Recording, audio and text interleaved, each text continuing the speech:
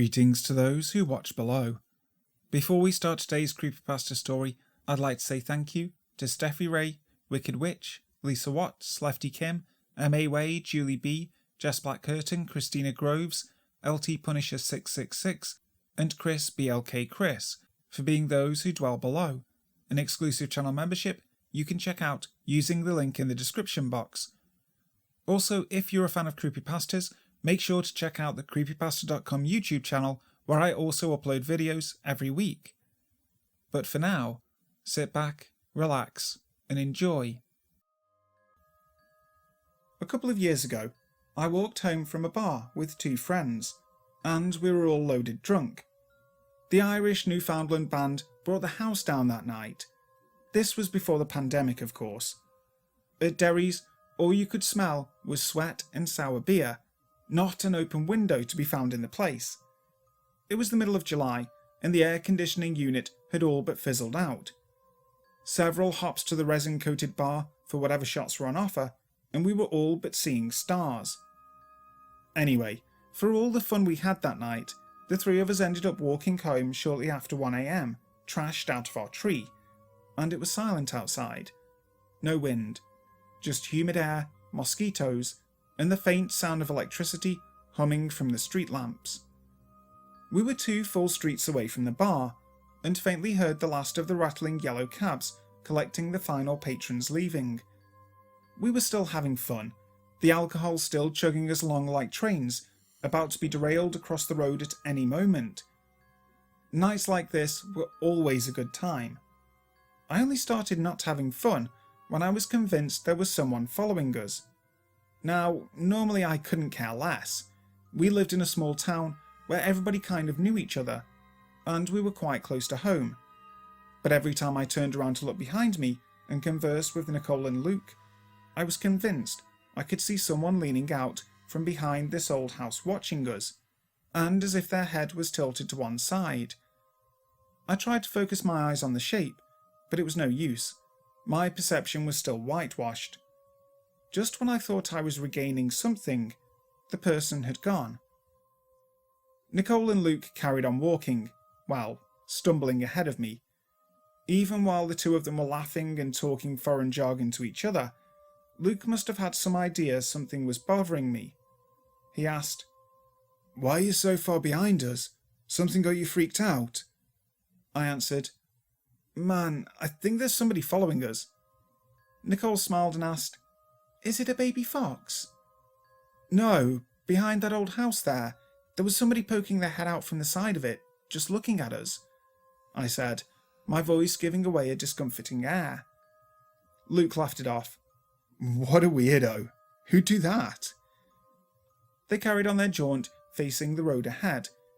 Just less than a kilometre, and we were home. I checked on them walking ahead of me, and some inner thought made me turn around again. As I turned my head around, my peripheral vision picked up a person standing in the middle of the road, less than 30 feet away from us. When I focused my eyes central to the road, the person was gone again. Nicole and Luke were right. I was freaked out, so I began a gentle jog to catch up to them. When I caught up to their gentle laughter, I stubbed my shoe against the curb and fell nearly flat on my face, with my hand just saving me from injury. This made Luke bust his gut laughing. I mustered a chuckle, but couldn't get the feeling out of my head. "You're so scared, man. You're running after us now," Luke yelled at me in merry hysterics. "Man, I swear, there is someone following us," I said with every bit of solemnity I could pass. I turned around to point and show them where I saw the person, and my heart jumped into my throat. Less than 10 feet away, the dark figure of a tiny naked man stood watching us from the middle of the road. He couldn't have been more than 3 feet tall, but he was wiry, slender, and proportionate. His oddly dark grey skin was matted with pieces of coarse hair, and his eyes were locked onto mine. I forced myself up from the ground, and he started to take tiny steps closer to us, his bare feet not making any sound on the hard road. "Who the hell are you?" I shouted, panicked. Nicole gave me a look as if I was crazy. Her next reaction, I just couldn't comprehend at the time. She actually began walking towards it. "What are you doing? Get away from it, Nicole!" Nicole didn't bat an eyelid and wore an expression as perplexed as mine. What she said next made no sense. "I never knew you had a fear of cats," she said gently. With that, she began to pet the man's head, running her fingers through his matted and oily-looking hair and smoothing him down. All I could see was this set of intense and inhumanly oversized burning eyes staring at me, with a wide smile bearing a row of unnaturally large and canine teeth. I could hear my own hyperventilating, and I'm sure they all could too. I was practically frozen.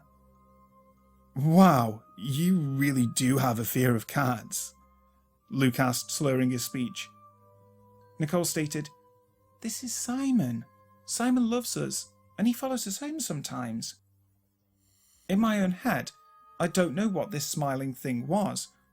I wasn't seeing a fucking cat, or anything even resembling one. His smile widened impossibly, as if the slit of his mouth began to open from behind his ears. That's when it produced an unnerving guttural cry. It sounded like that of a newborn baby. "Oh, Simon, you love us so much, don't you?" Nicole said again, petting his head. I could see dirt and grime covering her hands. They were oily from just touching it. I pressed myself to get up and make a run for it. Maybe I could grab something to at least protect my buddies. Facing the road ahead was still a blur, but I could see another figure was approaching us. Nicole asked, "Who's that?" It all happened so fast, footsteps of boots clomping on the pavement and a scuffing sound darting towards us. I heard something click and saw a knife reflected under the street lamps. "Give me your money, hand it over," the guy said. I looked at Nicole and was terrified to see Simon rubbing his head against her shoulder.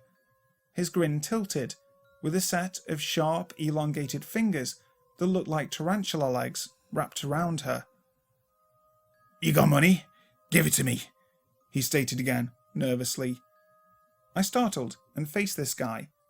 He was young, drawn in the face and with desperation plastered over his reactionary expressions.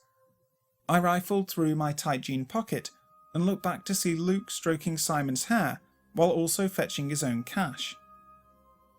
Luke volunteered, "You can have it all, just as long as you don't hurt Simon."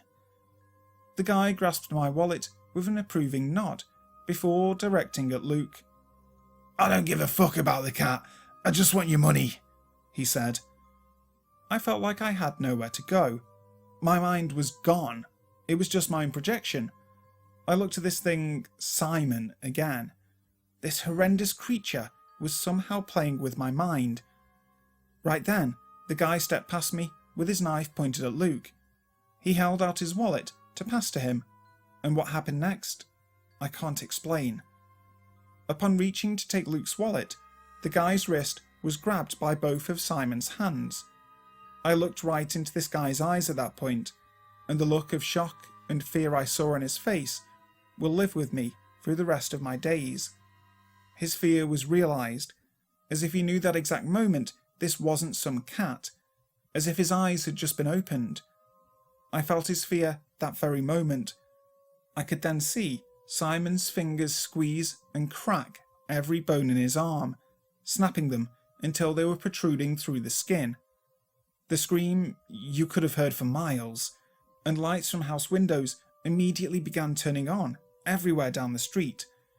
The poor guy fell to his knees in absolute agony, then was face to face with Simon and that nasty playful air.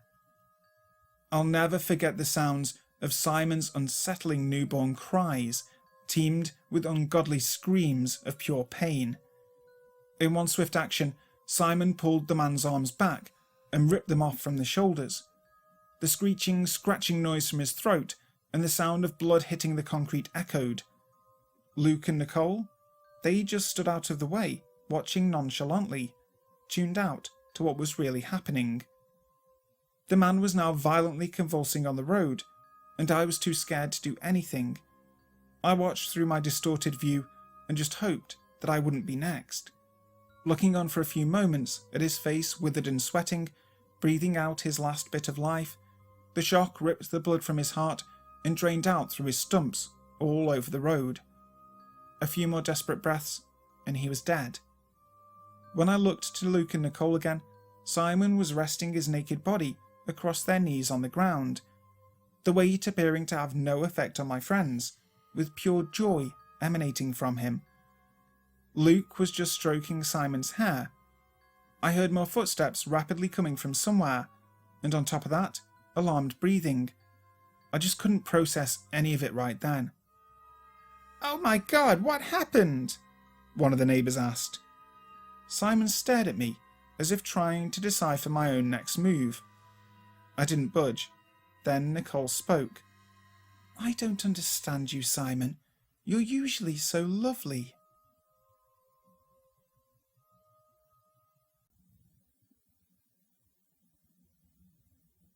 Hi there guys, thank you so much for listening to today's video. I really hope you enjoyed it. If you did, make sure to leave a like, and if you haven't already, please subscribe to the channel, making sure you hit that notification bell so that you never miss a video. So, until next time, sleep tight.